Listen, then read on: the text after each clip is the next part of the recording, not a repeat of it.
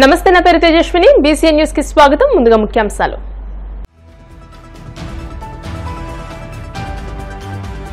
Yoga వేడుకలపై Visakha collectorate లో హోంమంత్రి అనిత సమీక్ష. అంతర్జాతీయ వేడుకకు విశాఖ వేదిక కావడం గర్వంగా ఉందని వెల్లడి.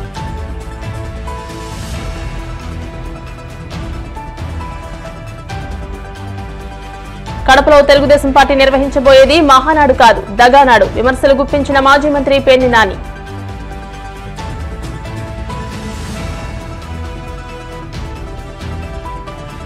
మద్యం కేసులో సొంత ట్రయల్కు ఎల్లో ముఠా ప్రయత్నిస్తోందన్న వైసీపీ నేత పోతిన మహేష్. అందుకే రోజుకో బేతాళ కథ రాస్తోందని ధ్వజం.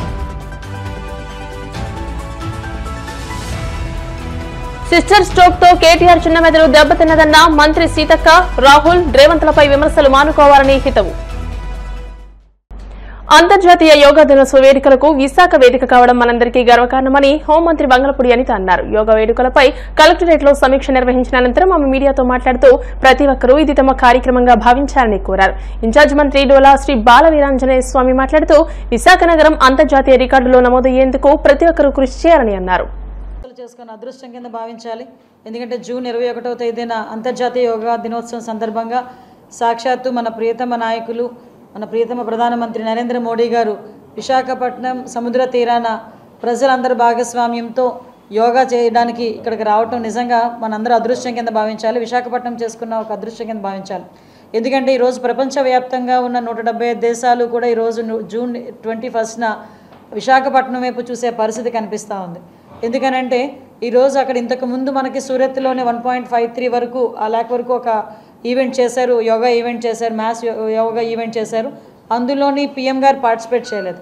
కానీ ఈసారి పిఎం గారు పార్టిసిపేట్ చేస్తూ దగ్గర దాన్ని బీట్అవుట్ చేసి ఒక రికార్డు నెలకొల్పాలి అని ఒక అందరూ కూడా ఉత్సాహంతో మన విశాఖ ప్రజలే కాదు, ఆంధ్రప్రదేశ్ ముఖ్యమంత్రిగా నారా చంద్రబాబు నాయుడు గారి దగ్గర నుంచి డిప్యూటీ సీఎం పవన్ కళ్యాణ్ గారు, అదేవిధంగా నారా లోకేష్ గారు, మా ఇక్కడ ఎమ్మెల్యేలు, మంత్రివర్గం అందరం కూడా చాలా ఉత్సుకతతో ఎదురు చూస్తున్నాం. అదేవిధంగా దానికి సమానంగా ఈరోజు ప్రజలందరూ భాగస్వామ్యం కూడా లభిస్తుంది అనుకోవడంలోని ఈరోజు నిన్న మొన్న జరిగిన ఈవెంట్స్ కూడా ఒక తార్కాణంగా మనం భావించవచ్చు. ఎందుకంటే ఈరోజు ఏదైతే మనకి 1 మంత్ ఏదైతే యోగా దినోత్సవాలు చేయాలనే ఉద్దేశంతో గౌరవ లోకేష్ గారు మనందరికీ, గౌరవ ముఖ్యమంత్రి గారి ఆదేశాల మేరకు ఈరోజు ఫస్ట్ డే మన విశాఖపట్నంలోనే పోలీస్ డిపార్ట్మెంట్ వాళ్ళు, అదేవిధంగా గ్రేహౌండ్స్ వాళ్ళు, మన ఏపీ పోలీస్, గ్రేహౌండ్స్, బెటాలియన్స్, అదేవిధంగా ex service men, fire department వీళ్ళందరూ కూడా ఈరోజు నేవీ వాళ్ళు అందరూ కూడా పార్టిసిపేట్ చేశారు. మీరు అందరూ కూడా చూశారు. దాంట్లో మేమందరం కూడా పార్టిసిపేట్ చేశాం. ఇదొక మాకు కూడా ఒక మంచి ఎక్స్పీరియన్స్ కింద మేము భావించాలి.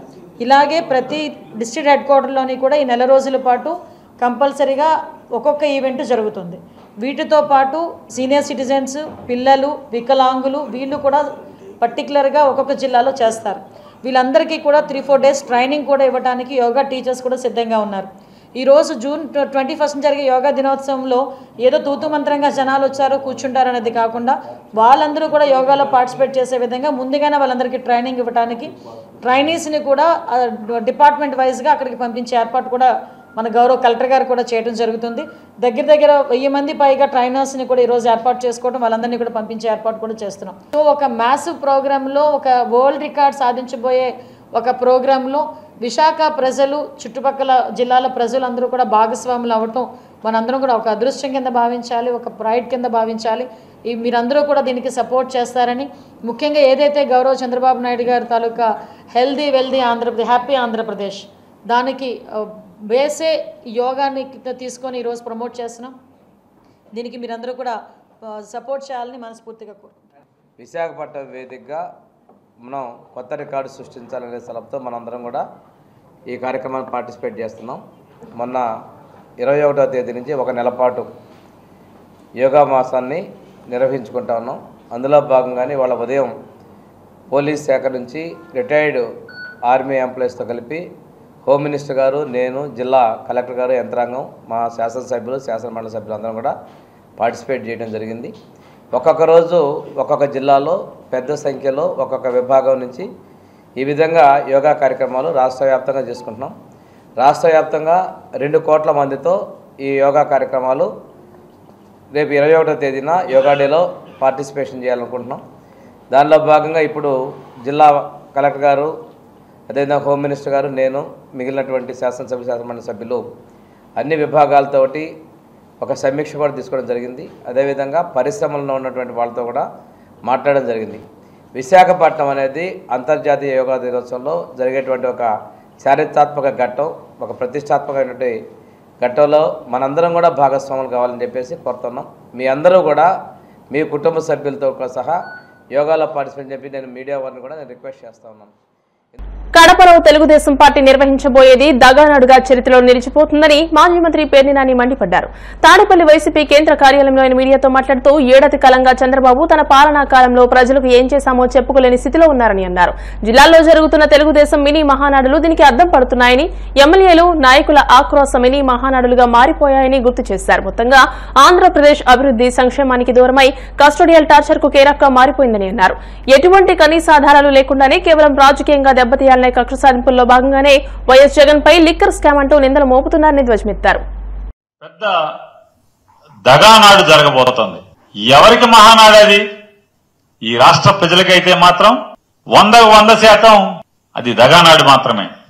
కేవలం ఆంధ్రప్రదేశ్ లో ఉన్నటువంటి రాష్ట్ర ప్రజలకే కాదు, గడిచిన ఒక వారం రోజులుగా ఎక్కడ చూసినా కూడా జరుగుతున్నటువంటి తంతులు, దాంట్లో వింటున్నటువంటి ఏడుపులు, పెడబొబ్బలు అన్ని మనం ఒకసారి బేరీజ్ వేసుకుంటే ఆంధ్ర రాష్ట్ర ప్రజలకి మాత్రమే దగానాడు కాదది. జెండా మోసిన తెలుగుదేశం పార్టీ కార్యకర్తలకు కూడా దగానాడు అనేది అర్థమవుతుంది. ఇది మనం చెప్పట్లా, నేను చెప్పట్లా, వైఎస్ఆర్ కాంగ్రెస్ పార్టీ చెప్పట్లా. టీడీపీ కార్యకర్తలు, నాయకులు వాళ్లే ఈ మినీ మహానాడులో చెప్తాం, చూస్తూ ఉన్నాం. ఈ కడపలో జరగబోయేది దగానాడైతే జిల్లా జిల్లాకి జరిగినటువంటి మినీ మహానాడులన్నీ కూడా ఆక్రోశ నాడులుగా జరిగినటువంటి విషయాన్ని రాష్ట్ర ప్రజలందరూ కూడా మనందరం గమనించాం. ప్రతి ఛానల్ ఈ ఆక్రోశ నాడుల్ని లేదా మినీ మహానాడు పేరుతో జరుగుతున్నటువంటి తెలుగుదేశం పార్టీ కార్యకర్తల ఆక్రోశ నాడుని మనందరం వీక్షించాం. ఒక జిల్లాలో పాపం ఆయన సీనియర్ మంత్రి గారు, మాజీ మంత్రి గారు కూడా, సీనియర్ శాసనసభ్యుడు, కేంద్ర మంత్రికి మామగారు, ఆయన ఆక్రోశం, ఆయన బాధ, ఆయన వ్యధ చెప్పనలవి కాదు. పాపం ఆయన బాధ నిజంగా అంటే వైఎస్ఆర్ కాంగ్రెస్ పార్టీ ఓడుగానో, మాజీ మంత్రివర్యులు, మాజీ వైఎస్ఆర్ కాంగ్రెస్ పార్టీ మహిళా విభాగ అధ్యక్షురాలైనటువంటి రోజా గారి కుటుంబ సభ్యులు, ఆవిడ అభిమానులుగో వారికి బాధ కలుగుద్దో కలగదో తెలియదు గాని ఇంకెవరికి చూసినా కూడా వర్ణనాతీతమైనటువంటి ఆయన వ్యధా బాధలు చూస్తే ఈ బాధ పగోడికి కూడా రాకూడదురా అని చెప్పి జాలిపడేటువంటి పరిస్థితి. అధికార పార్టీలో ఈ మినీ మహానాడులో ఈ ఆక్రోశ నాడులు, కార్యకర్తల ఆక్రోశ నాడుల్లో జరిగినటువంటి ఆ మీటింగ్లో ఒక్కటంటే ఒక్క చోట కూడా సంవత్సర కాలంగా మమ్మల్ని నమ్మి మాకు ఓటేశారు, ఈ రాష్ట్ర ప్రజలకి ఇన్ని మేళ్లు చేశాము అని గర్వంగా ఒక్కడంటే ఒక్క నాయకుడి గాని, ఒక్క ఎమ్మెల్యే గాని, కార్యకర్త గాని ఎక్కడ గర్వంగా జబ్బకు దచ్చుకున్నది గాని, కాలరెగరేసి మీటింగ్ చెప్పిన దాఖలాలు ఎక్కడా లేవు 26 జిల్లాల్లో. ఒక్కటంటే ఒక్క చోట కూడా.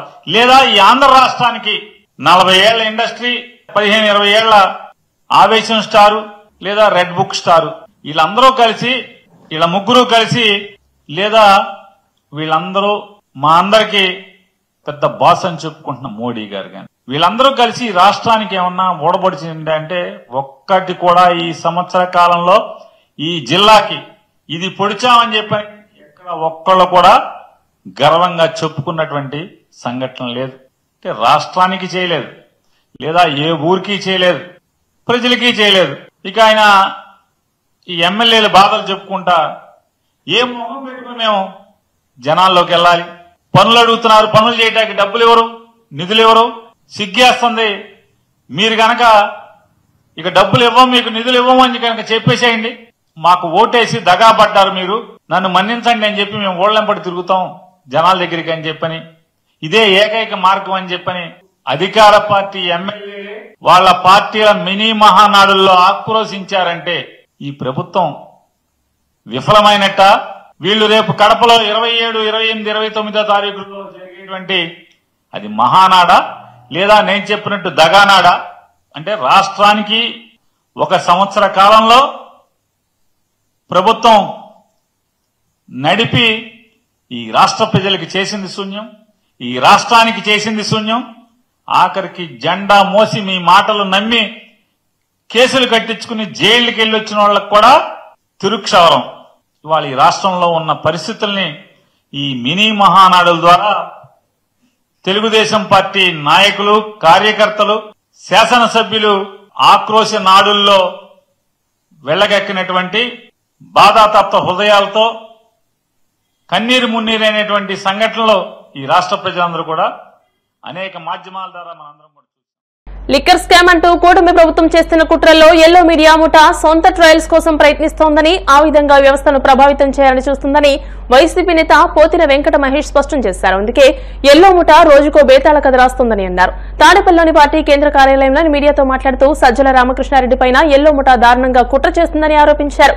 లిక్కర్ పాలసీ వ్యవహారంలో చంద్రబాబు, ఆయన ప్రభుత్వం చేస్తున్న కక్షపూరిత కేసులు, దానికోసం చట్టాన్ని ఉల్లంఘించి దర్యాప్తు సంస్థలను చేతిలోకి తీసుకుని అధికారాన్ని దుర్వినియోగం చేస్తున్న తీరు మీద జగన్ లేవనెత్తిన అంశాలపై ప్రజల్లో విస్తృతంగా చర్చ జరుగుతోందని అన్నారు. దీంతో ప్రజలను పక్కదోవ పట్టించడానికి చంద్రబాబు, ఆయన ముఠా నిరంతరం ప్రయత్నిస్తూనే ఉందని దుయ్యబట్టారు. ప్రజల దృష్టిని మరల్చడానికి ఏదైతే నిజాలు తెలుసో ఆ నిజాలన్నీ కూడా ప్రజలకి పూర్తిగా అర్థమవుతాయి.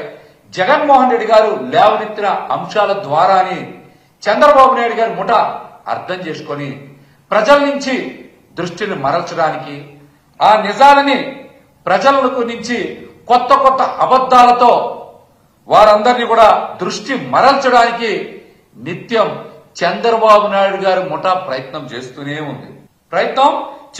ఉంది. అందుకనే రాజ్యాంగబద్ధంగా ఏర్పడినటువంటి సంస్థల నుంచి గాని, కోర్టులు గాని, జడ్జిలు గాని ఎవరు కూడా ట్రయల్ చేయకుండానే ఎల్లో ముఠా ట్రయల్ చేసేస్తా ఉంది. ఎల్లో ముఠా ట్రయల్ చేస్తోంది. ఇక్కడ రాజ్యాంగబద్ధంగా ఏర్పడినటువంటి సంస్థలు గాని, కోర్టులు గాని, జడ్జి గారులు గాని ఎవరు కూడా ట్రయల్ చెయ్యకుండానే ఎల్లో ముఠా ట్రయల్ చేస్తోంది. ఎంత దుర్మార్గం ఇది! జగన్మోహన్ రెడ్డి గారి మీద కావాలనే విష ప్రచారం చెయ్యాలని, బురద జల్లాలని నిత్యం ఇదే పని పెట్టుకుంటా ఉంది. ఎల్లో ముఠా ఇదే పని పెట్టుకుంటా ఉంది. వాళ్లే ఆరోపణలు చేస్తారు, వాళ్లే ఆధారాలు ఉన్నాయంటారు, చివరికి ఆధారాలన్నీ కూడా చెరిపేశారని కూడా వాళ్లే అంటా ఉన్నారు. ఇవన్నీ ఎందుకు చేస్తా ఉన్నారంటే ఈ లిక్కర్ పాలసీలో ఏదో స్కామ్ జరిగిపోయిందని ఒక కట్టుకథ అల్లి కక్షపూరితంగా కొంతమందిని ఇరికించి జైల్లో పెట్టారు. వారందరూ ఇప్పుడు కోర్టుల దగ్గర బెయిల్ పిటిషన్లు వేస్తుంటే మళ్లీ సరికొత్త ఆరోపణలు చేసి వ్యవస్థల్ని ప్రభావితం చేయాలని నానా రకాలుగా ప్రయత్నాలు చేస్తా ఉన్నారు. అందులో భాగంగానే రోజుకొక కొత్త బేతాళ కథ అల్లుతా ఉన్నారు. రోజుకొక కొత్త బేతాళ కథ. మొన్నటి వరకు రకరకాల మాటలు మాట్లాడారు. ఇప్పుడేమో కొత్తగా ఇంకొక బేతాళ కథ సృష్టించి డేటా మాయమైపోయింది, డేటా డిలీట్ చేశారు, డేటా కనబడట్లేదని ఒక కొత్త కథ మాట్లాడుతూ ఉన్నారు. ఇది ఒక కొత్త బేతాళ కథ. ఇది ఇందులో 350 టెరాబైట్ల డేటా లేకుండా డిలీట్ చేశారని, ఫోరెన్సిక్ కూడా దొరకకుండా చేశారని కొత్త బేతాళ కథలో రాశారు. దీన్ని బట్టి రాష్ట్ర ప్రజలందరికీ మాకు అర్థమవుతుంది ఏంటంటే ప్రభుత్వం దగ్గర ఎట్లాంటి ఆధారాలు లేవు, ఇదంతా పెద్ద కట్టు కథ అని రాష్ట్ర ప్రజలకి మాకు చాలా స్పష్టంగా అర్థమవుతుంది. మీరు మనుషుల్ని బెదిరించి, లొంగ తీసుకొని, భయపెట్టి, ప్రలోభపెట్టి తీసుకున్నటువంటి తప్పుడు వాంగ్మూలాలు, స్టేట్మెంట్లు తప్ప ఈ ప్రభుత్వం దగ్గర ఆధారాలు గాని, ఎవిడెన్స్లు గాని లేదనేది చాలా స్పష్టంగా అర్థమవుతోంది. ఇప్పటి వరకు వివిధ సందర్భాల్లో గాని, కోర్టుల్లో గాని, విచారణ సందర్భాల్లో గాని ఒక్కటంటే ఒక్క ఆధారాన్ని కూడా కూటమి ప్రభుత్వం చెప్పలేకపోయింది. ఇప్పుడు కాసేపు ప్రకటనలు.